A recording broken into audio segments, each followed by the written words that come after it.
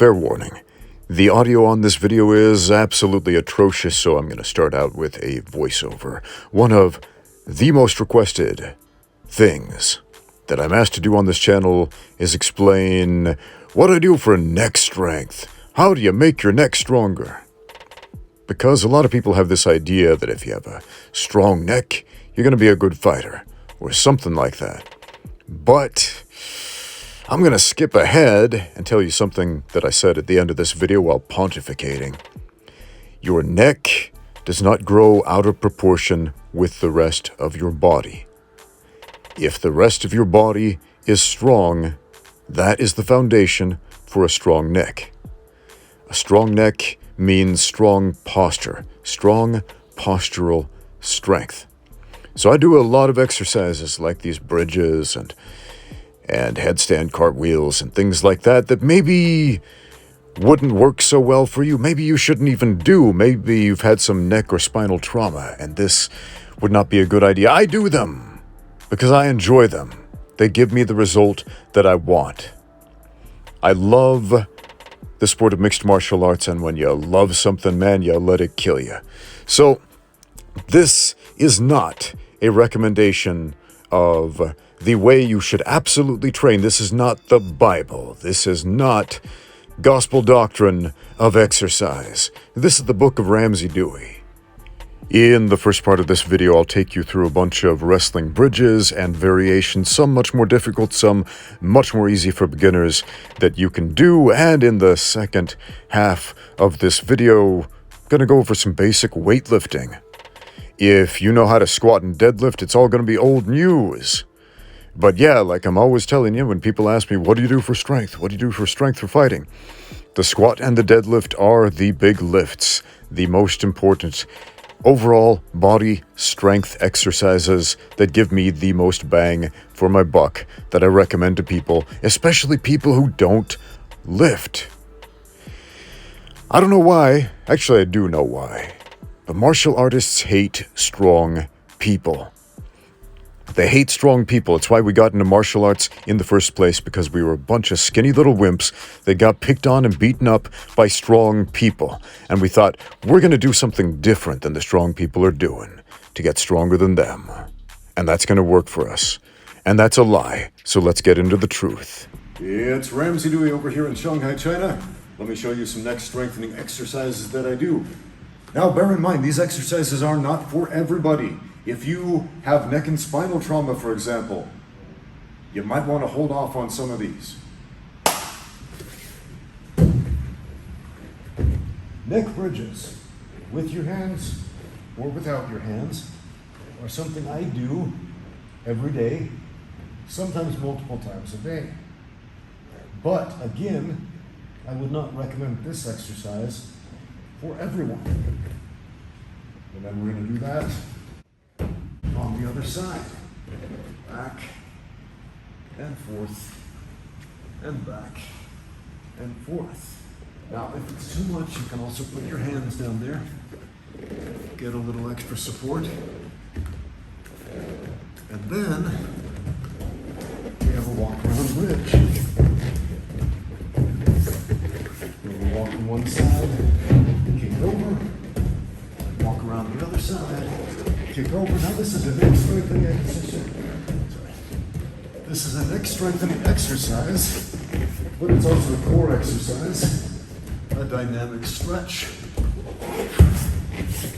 and several other things going on at the same time. Now, here's another one, the headstand.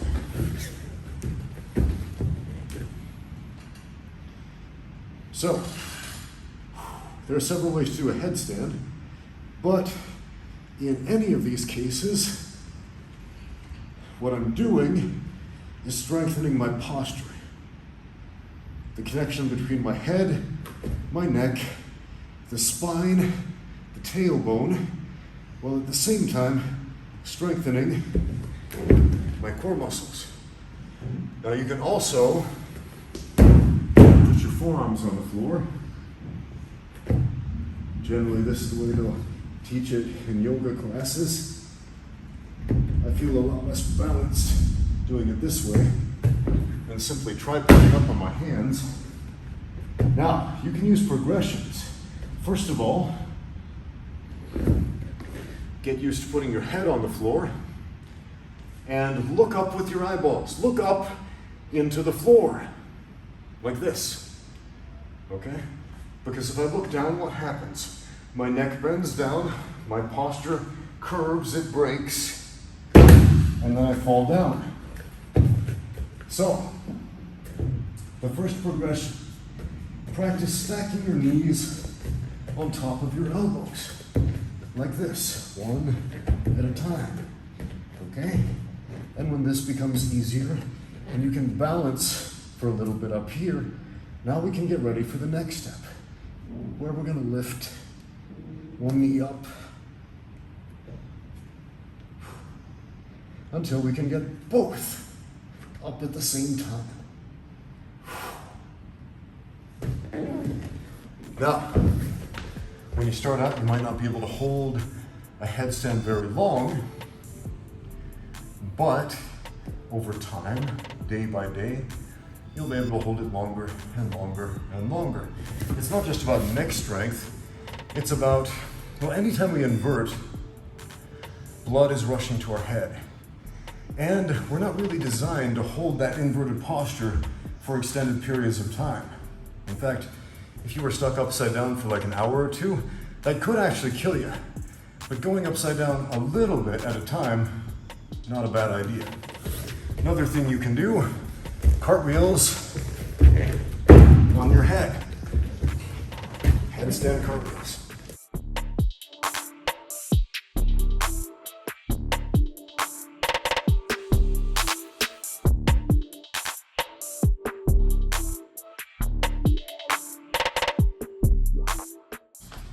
This is a neck exercise I would recommend if you do have neck and spinal trauma or any of these other ones bearing weight on your head or neck hurt. You're gonna sit there, bring the head slightly off the floor, and do neck ups. So just look up and down, up and down, up and down, up and down. Do this for a minute or so, and now try this one. Look left and right. Notice my head is a few inches off the floor as opposed to this. Okay, so now I've got to engage muscles to keep my neck up here. So we can alternate between this yes pattern, up and down, and this no pattern. And here's another one. We can move our head back and forth and back and forth and back and forth. Okay, now we can take this to the next level. Let's move over to the side of the boxing ring. And now I got a bit of hyperextension here, so my head can go down farther than the floor. Now I can do my neck ups with a little bit more range. Do this for a minute or so, and you are definitely going to feel the burn in all the relevant muscles of the neck and back and core. Now, a lot of people like the idea of training the neck in isolation, and that's okay, but you have to remember your neck muscles are connected to other muscles too. So if you are only training your neck muscles in isolation, you are missing out on the real postural strength that you need to be a good fighter. Speaking of which, let's go to the weight room. We're over here in the weight room with a barbell. What? A barbell? Yes, a barbell. What does that have to do with the neck? Well, we're gonna do some deadlifts. But Ramsey,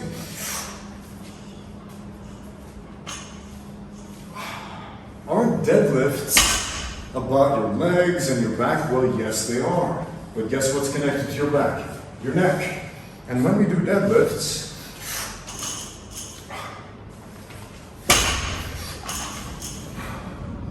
we are involving every major muscle group in the body, including your traps, which are connected to your neck. It's training your posture, your head, neck, spine, and tailbone to move together in conjunction with the rest of your body. When else do you do that? How about in a fight? When you grapple, when you strike, when you move, when you meet resistance of another human being fighting back against you? It's not just the neck muscles, because neck muscles are puny, but if we can connect those neck muscles to all the other muscles,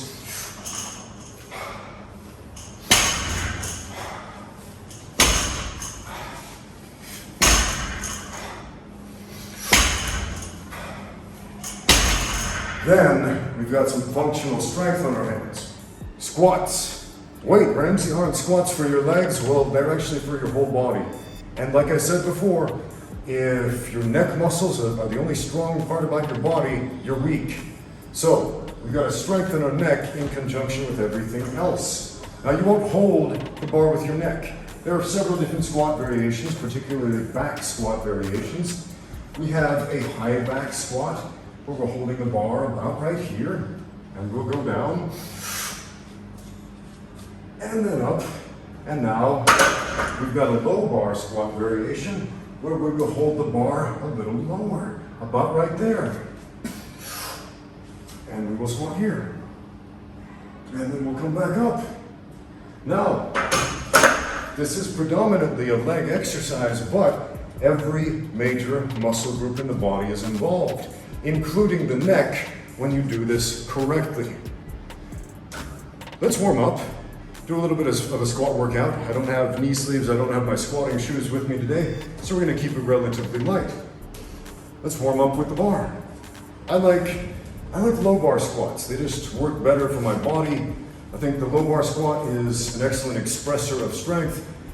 If you're gonna do a lot of reps, probably stick with a high bar squat. It might be easier on your elbows. So,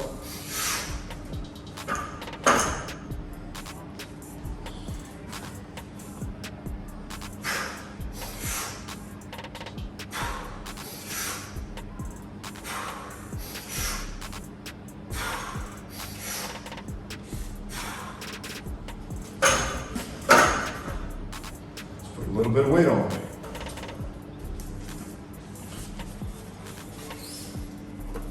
Now this is very important.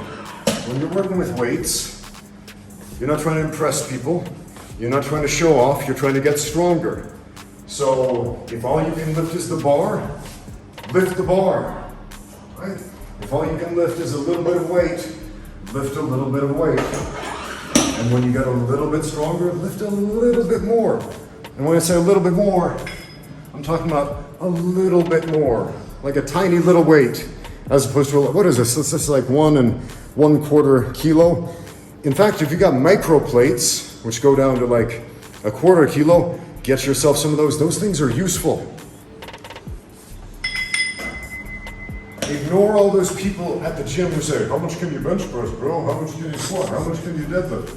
Who cares? How strong are you right now? How strong do you want to be? Use the minimum effective dose.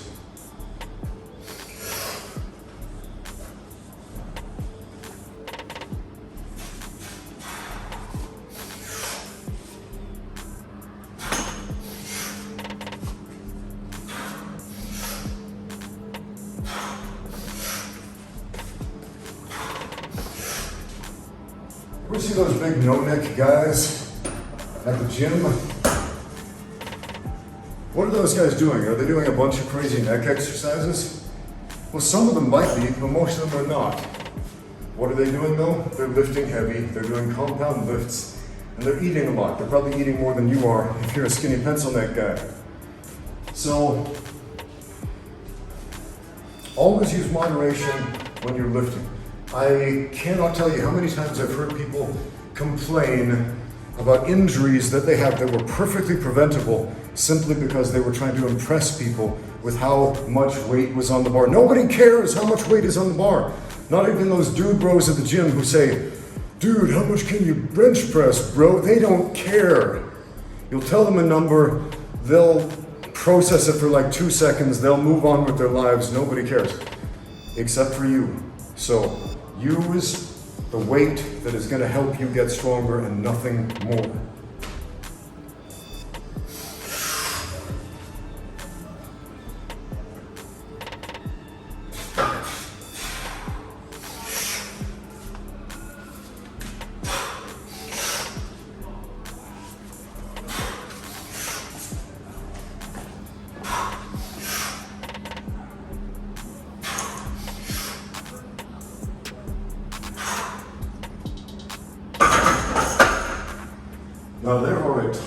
videos on the internet about good squatting form, and there are a lot of well-intentioned ones about bad squatting form.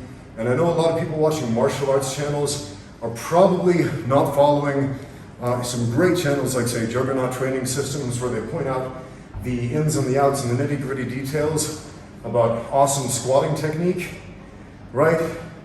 Because what are martial artists? They're a bunch of pencil neck nerds who don't lift, and they expect martial arts technique to magically make them better. So, because you're probably watching my channel and not lifting channels, I'm going to give you a few pointers on the squat. First of all, brace yourself. You know why lifters wear weight belts? It is so that they can control the breathing here, so they can press their abdomen against that leather and inflate this area, make it hard, because you don't have any bones here, right? So you probably hear me breathing in before I lift. In through the nose, in through the mouth, hold it to make this as stiff as possible, right? That's the first thing I'm going to do before I descend in the squat, or before I pull up the bar for a deadlift, or really any other compound lift. But check this out.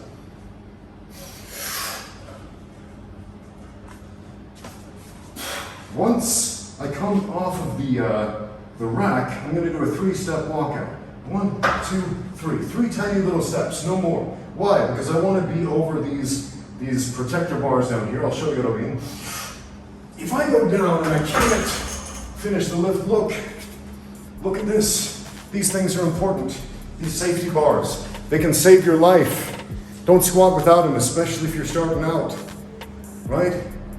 They can save your life. Don't set them too low. This is another big problem I see beginners do. They set these things down to the bottom where they're completely useless, where they won't save anybody. Set them where they can actually protect you.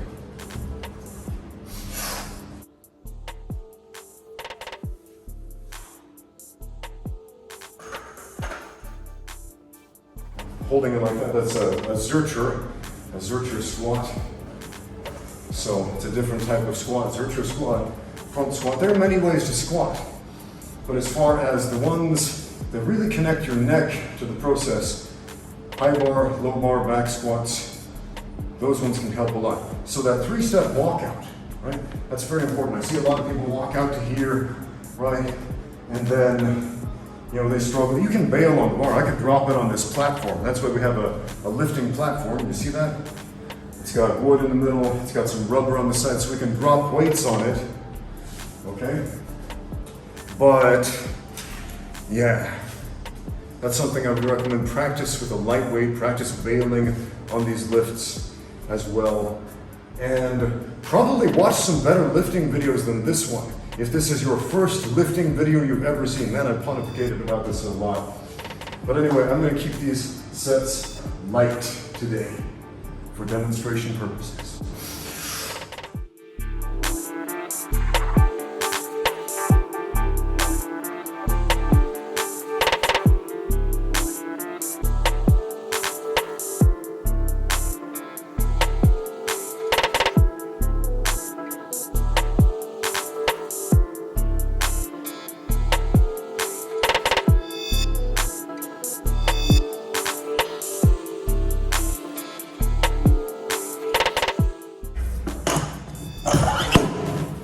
If you're not familiar with the difference between sumo deadlift and conventional deadlift, well, I'll show you.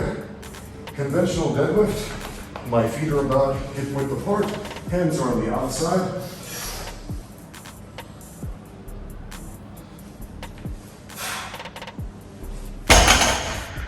And a sumo deadlift, I'm going to get a wider stance. Hands are now on the inside.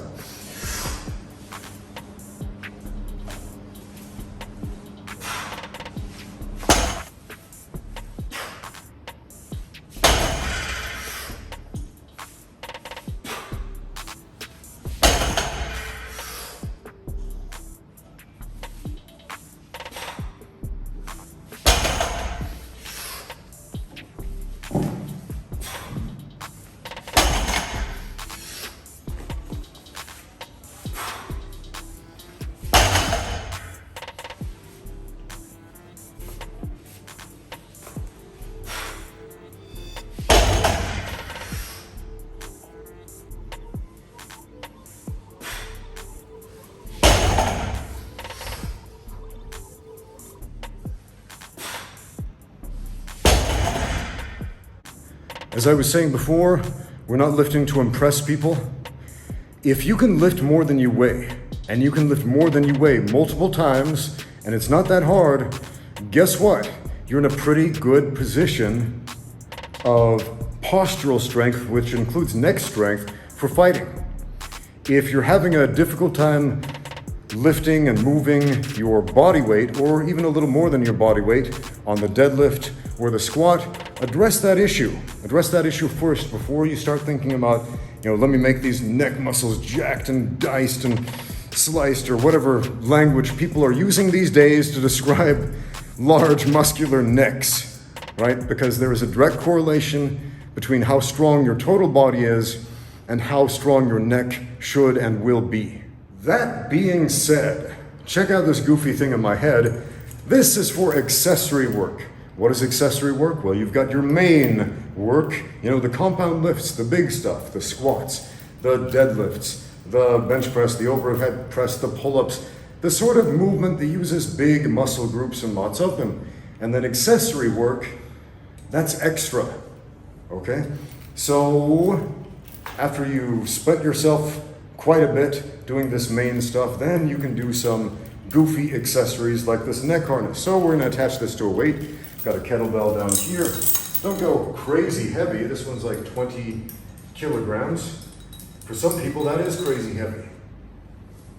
And now, just gonna do some up and downs with my neck. And that's it, just this boring exercise till you start feeling some fatigue.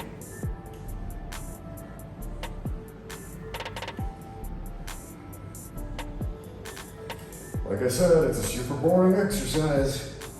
There's some different stances you can adopt while doing it, and I'm sure somebody out there in internet land is going to say, hey, you're doing it wrong, because you should be sitting or leaning or whatever. I don't care. It's accessory work. And the thing about accessory work, come on over here. Don't be afraid, I won't bite you, cameraman. The thing about accessory work, so mosquito. And I see this all the time. You go to any commercial gym, you'll see skinny dudes doing exclusively accessory work. There are dozens of machines at any given commercial gym specifically for accessory work, to work smaller muscle groups. And people think, oh, I want to lose the fat on my arms, so I'll do the tricep machine. And then 3 months later, they're like, my arms aren't any skinnier, but I have a slightly developed striation right here on my arm. Anyway, save the accessory work for after. It's like dessert, right? Think of the squats and the deadlifts and these big compound movements as the main course, and the accessories like the dessert. That's that little extra something you have after the meal. But it's not the meal. Thank you for watching. Now get out there and train.